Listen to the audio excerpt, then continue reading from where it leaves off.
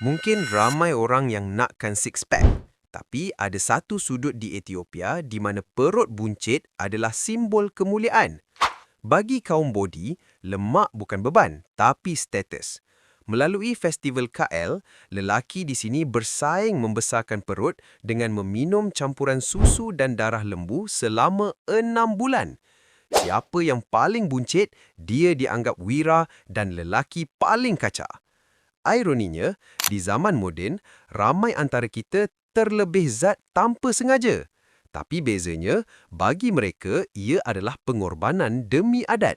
Bagi kita, ia adalah amaran kesihatan. Kecantikan itu subjektif mengikut budaya, tapi kesihatan tetap menjadi keutamaan. Istilah gemuk is awesome memang sesuai bagi mereka. Bagi kita pula, bagaimana? Follow dan like untuk lebih banyak info menarik.